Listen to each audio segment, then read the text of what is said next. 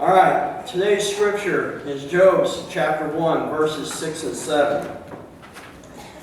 One day the angels came to present themselves before the Lord, and Satan also came with them. The Lord said to Satan, "Where have you come from?" Satan answered the Lord, "From roaming throughout the earth, going back and forth on it." Today we got Mr.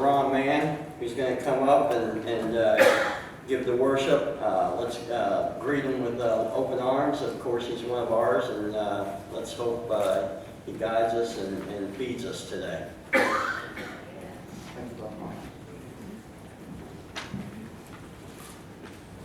All right, so good to be with you this morning.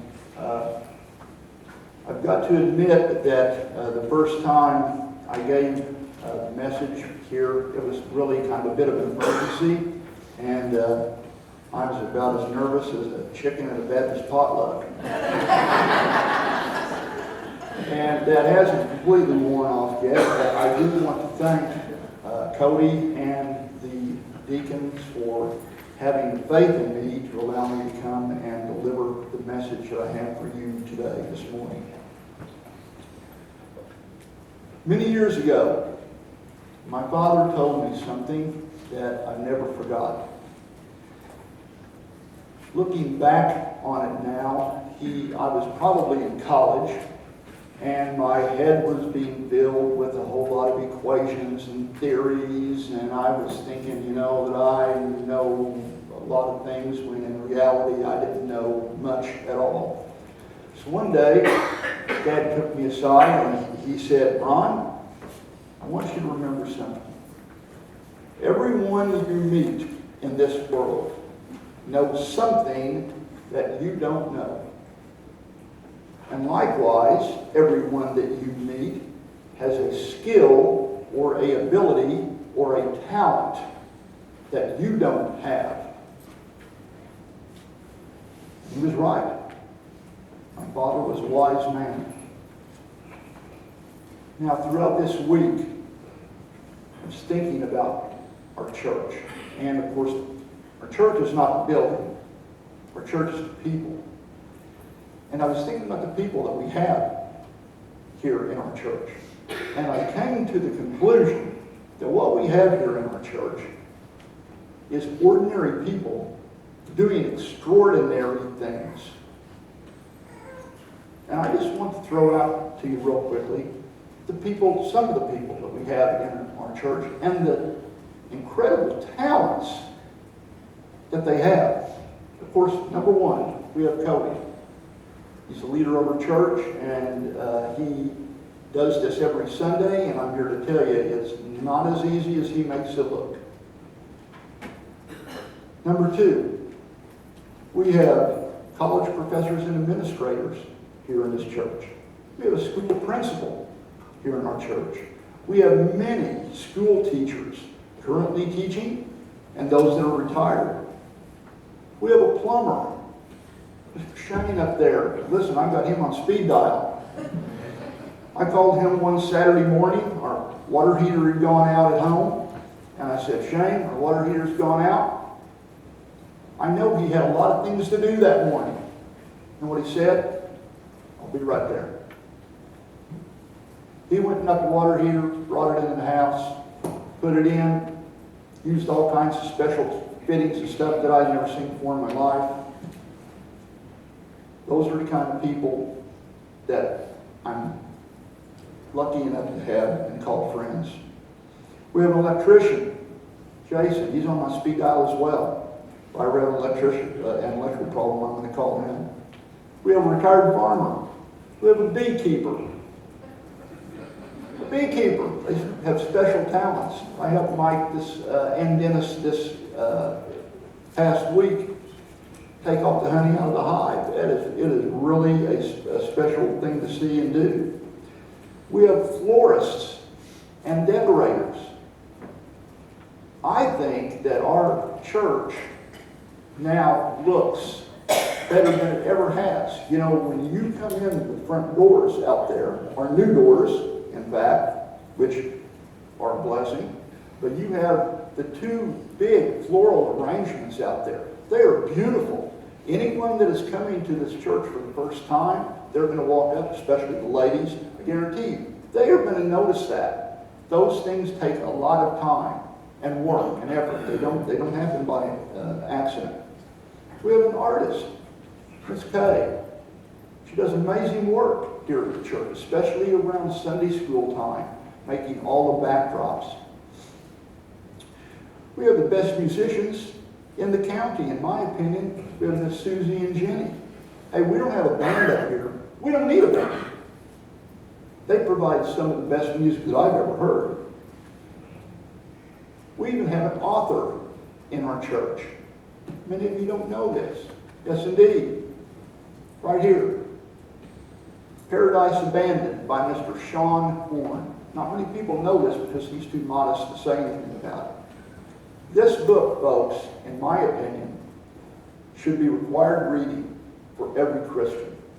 It's not on the New York Times bestseller list, probably because it makes way too much sense. But I'm telling you, this is an excellent book. A lot of the things that I'm going to share with you this morning, some of those thoughts and concepts I took right out of this book. We have the best cooks anywhere. Everybody knows it. It's no secret. A lot of the other places, well, they couldn't hold a 8.5 by 11 casserole dish compared to our folks. We have homemakers here. We have veterans. We have coal miners. We have our Sunday school teachers, which do an amazing job of teaching our kids and forming their thought processes around God for the first time in their life. We have nurses.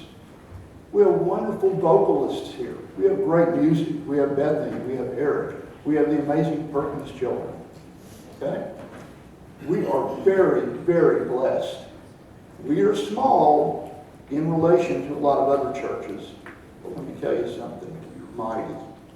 And the talents that all of these people bring, and more, every Sunday is extraordinary. All right. Let me get into my message this morning to you. Now, not many of you have ever heard a real lion roar. And I have, one time. And I would love to tell you that when I heard it, I was in Hemingway's Green Hills of Africa. But no. I was in line for the adventure bus at Disney Wilderness Park. A little bit of a letdown. Now, it was right at dusk. It had been a long day. I think every day at Disney was a long day. The adventure bus driver was ready to go home, and I assure you, so was I. Now, I was at the back of the line, as usual. Diana's in front of me, and then Harper and Hayes and Lindsay is in front, so the two gals can keep the children corralled. And we were standing there in line, and I was thinking about how good that hot shower is going to feel back in the hotel room. When suddenly, from back in the park somewhere, a lion roared. Now, that sound probably only lasted 1, maybe 2 seconds at the most. But as soon as I had heard it, even though I'd never heard that sound in real life before, as soon as I heard it, I knew exactly what it was. I didn't have to turn to someone and say, what the heck do you think that was? No. I knew exactly what that sound was. It is a primal sound. It is a sound that will raise the hair on the back of your neck. And I assure you, if you are anywhere close to that lion when he roars, you are going to immediately start to evaluate who is the slowest individual in your group.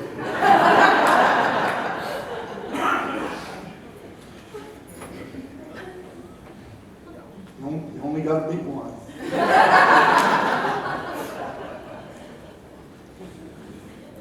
Now, as I was standing there, in utter surprise, I blurted out to Diana, "Did you hear that?" And she turned around and she had a surprised look on her face as well. And initially, I wasn't sure whether her surprised look was because she had heard the lion or that she realized that I had actually heard something.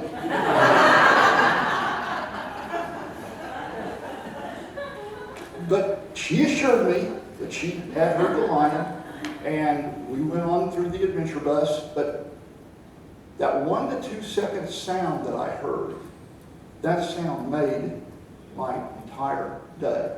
Now, why does a lion roar? In my opinion, there's 2 reasons that a lion roars. Number 1, he is letting all of the other lions know that he is up from his afternoon nap. Being a male lion isn't a really bad gig, let me tell you. Sleep most of the day. So he's up. He's also letting the other lions know where he is at. And he's ready to go. The second reason is intimidation. Intimidation. He's letting all those tasty little morsels running around out there in his territory, he's letting them know that he is the king of beasts. He is the king of his domain. And he's coming after him. Now the devil works a lot like that, in fact, folks. The Apostle Peter, he had heard a roaring lion. Lions were fairly common back in those days. And he compares a roaring lion to Satan. In 1 Peter chapter 5, verse 8, this is in the modern version. This is a great verse. Peter says, "Be sober-minded and watchful, for your adversary, the devil, prowls around among us like a roaring lion, seeking whom he may devour. To this end he is unwearied and restless in his malicious endeavor. Night and day he goes about studying and contriving whom he might ensnare to their eternal ruin." That's quite a verse. You see, folks, Satan is open for business 24/7. He will leave the light on for you. Don't make that reservation. All right. So I'm talking about Satan today. I'm talking about the old boy with the pitchfork. Now, I'm going to have a brief conversation with him this morning. An imaginary conversation, of course. But before I do that, I want to dispel a few misconceptions about Satan. You see, throughout centuries, there's been many paintings and books, and they show Satan as a red, scaly guy with horns on his head and a long tail and holding a pitchfork. And I think they do that mainly maybe to scare little children. But in my opinion, that is far, far from what Satan was like. When he comes back to us in human form, he's not going to look anything like that. In fact, when he comes walking down the aisle this morning, you're going to look at him and he's going to be dressed impeccably. He's going to be a very attractive individual. You see, vanity, his vanity is one of the things that got him expelled from heaven. So I think the vanity about his appearance, it's going to demand that he looks very good. In fact, he comes walking down the aisle. I'm betting that more than a few of you young ladies out there are going to get a glance at him and you're going to say to yourself, "Now that's a good-looking devil right there." And you would be right. So, he's going to come up and he's going to stand up here with me. And I'm going to play both parts. We're just going to have a quick conversation. So, here he is, and I'm going to say, "Well, this is quite a surprise. You come and visiting me this fine Sunday, just as I was starting to give the message. First time we've ever been face to face. But before we get into our conversation, because I'm sure you have something very important to say to me, let me just ask you, I'm trying to be polite here, what would you like to be called? You're a very famous individual, no doubt, and you go by many, many different names. Devil, Satan, Beelzebub, Lucifer, the Prince of Darkness. So, what would you like me to call you this morning? Well, I realize that your intellectual faculties are fairly limited, so I'm going to make it simple on you this morning. Why don't you just call me and address me as the Prince? All right, Prince, what do you have on your mind for me this morning? Well, you see, I was in the area this morning, and although I am not too crazy about the location,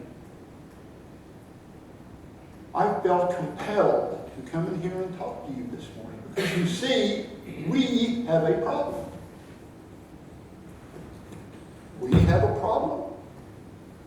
Oh yes, I assure you, we have a problem.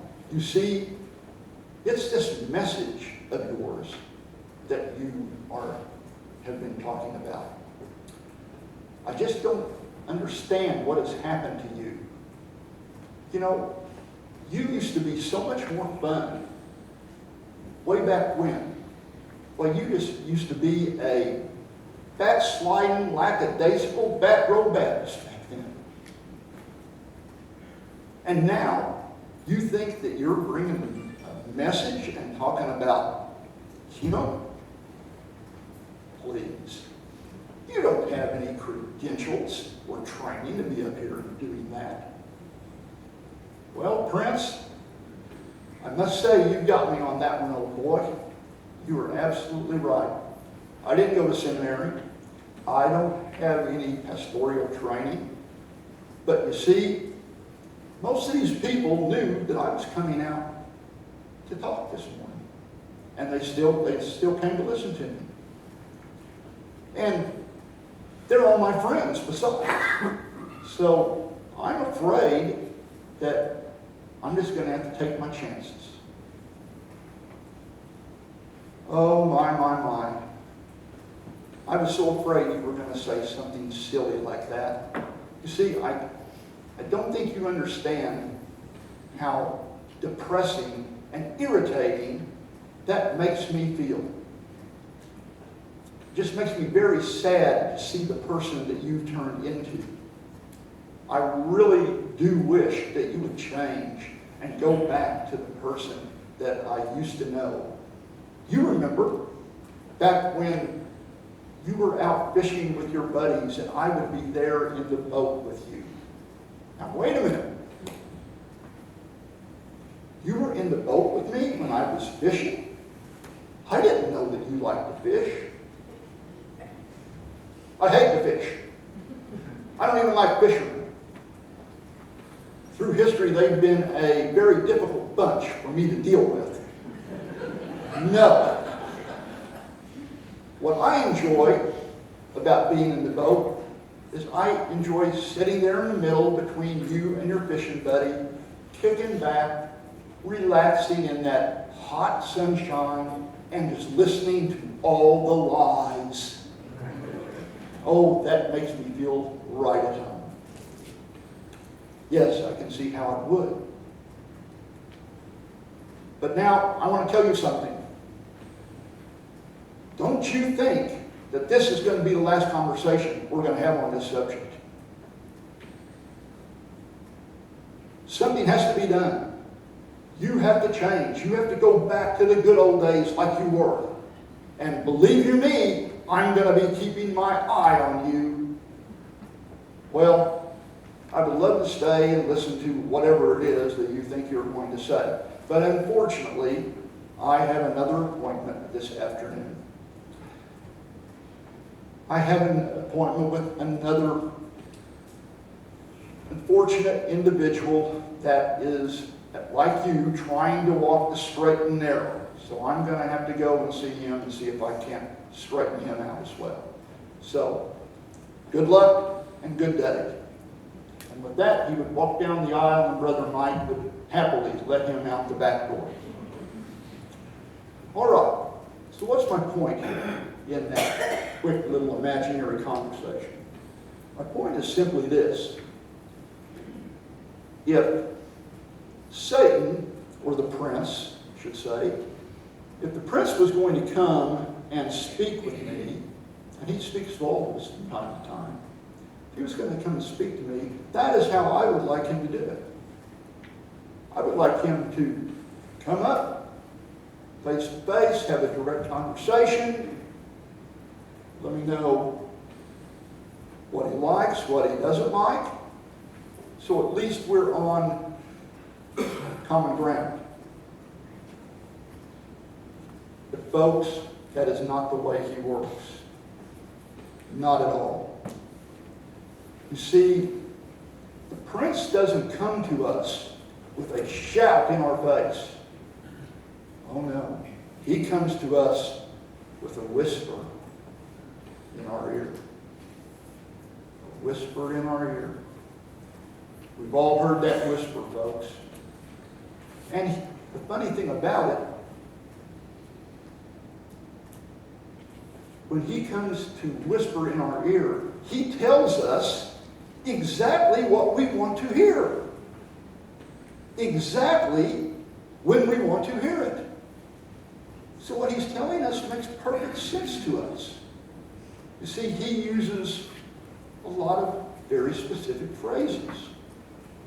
Phrases like, "You deserve it." Or, "You're not appreciated enough." Or the old classic, "No one is ever going to find out." Try that one on for in small town. He tells us exactly what we want to hear to help justify our actions and decisions. He knows our weaknesses better than we know them ourselves. And he preys upon them. He comes to us when we are the most vulnerable.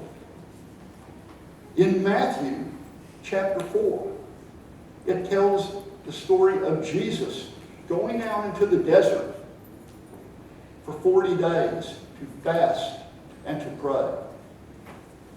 Now, Satan knew right where Jesus was that entire time. He knows where he was. He knows what he was doing. But yet, he was patient.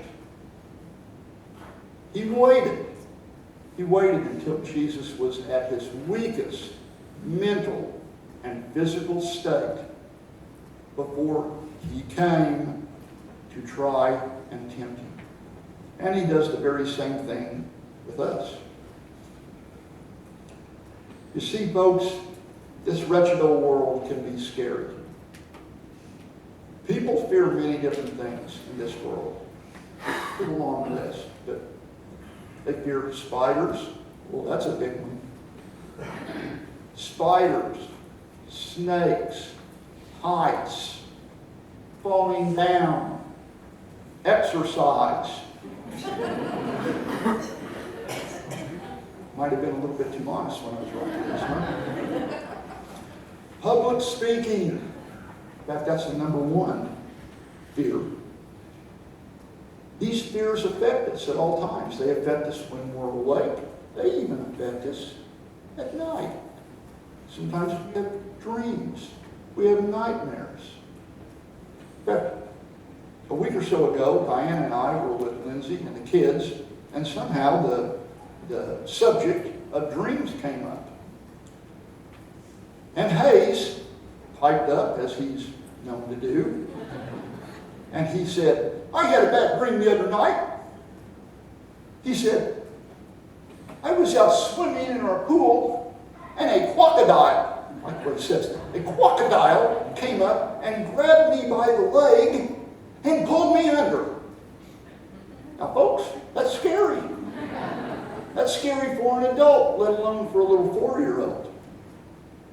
And I've got a feeling Lindsay is now going to be on crocodile watch. You can bet that before Hayes dips his big toe in that pool, the whole area is going to have to be searched very thoroughly to make sure that it's crocodile free. We're all fearful of something, brothers and sisters. But let me tell you what my biggest fear is. It's not death. It's not taxes. It's not fun. But still, that's not it. My biggest fear is to be found wanting.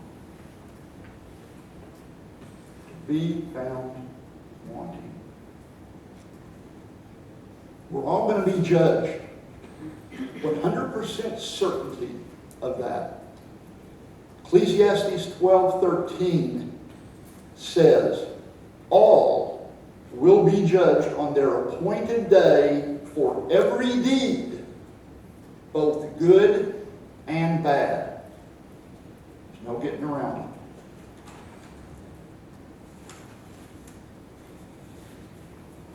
Brother Phil, how many people in attendance today?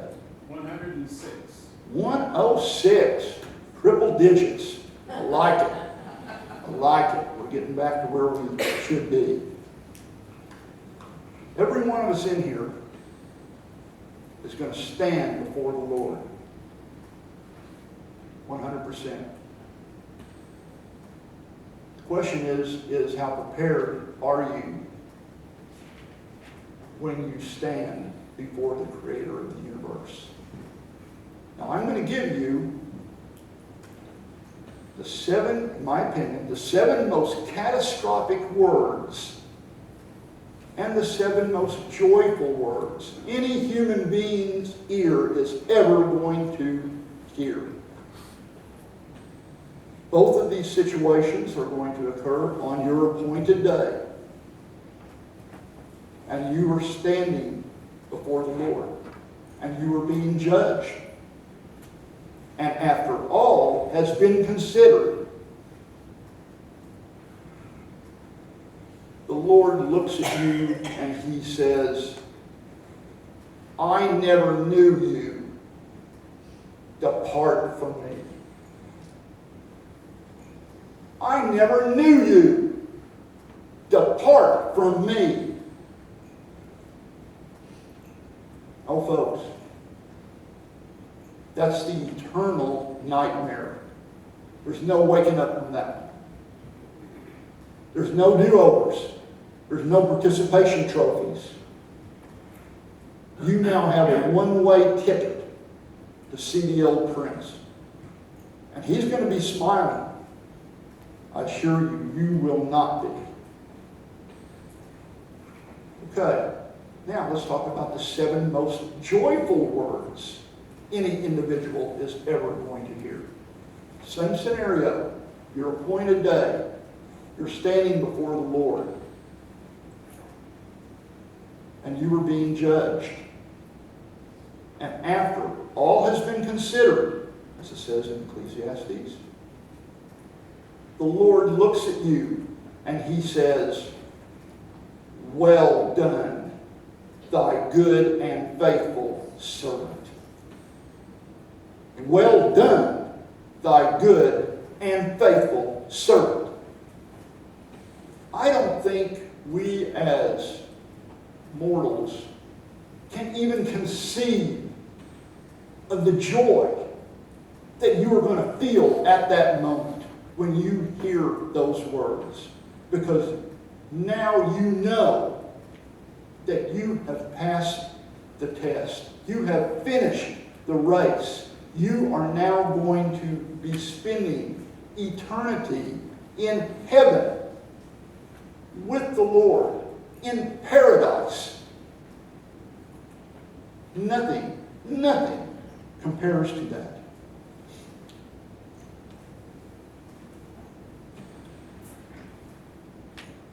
In closing, folks,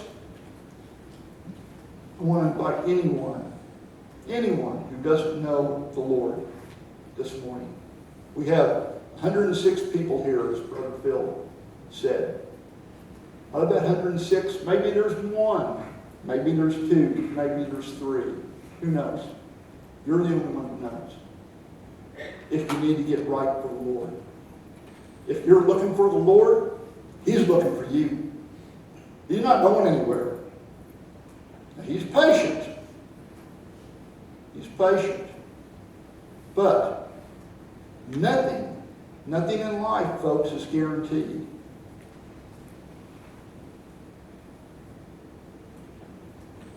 Ecclesiastes 9:12 says, "For no man knows of his time. For no man knows of his time. Like fish caught in a cruel net, or birds in a trap, so does evil fall quickly and suddenly upon us all." Tomorrow isn't guaranteed. He's the only one who knows what our appointed day is. Like the cowboys say, tomorrow may not show. You want to be prepared. You want to be ready when that time comes. Believe me, you want to be standing in front of the Creator of the universe and hear, "Well done, thy good and faithful servant." That is all that's going to matter. That is all that is going to matter. At that point, it doesn't matter if you were a pauper or a CEO. It doesn't matter what your status in this world is. Entrance to heaven is the only goal. So, if you are interested, if you are being led by the Holy Spirit this morning, you don't have the Lord in your life, and you know you need Him, please make that decision today. Do not wait. Like Billy Graham always said, do it now. Do not wait till tomorrow. There is no point in waiting. Make that short walk down the aisle. I'll be down here waiting for you. Those are the best steps you will ever take in your life. Guaranteed. Receiving the Lord and living for Him is the best decision you will ever make in your life. Nothing else compares. Nothing else is even close to that. So please, think about that. Meditate on that as we sing our last hymn.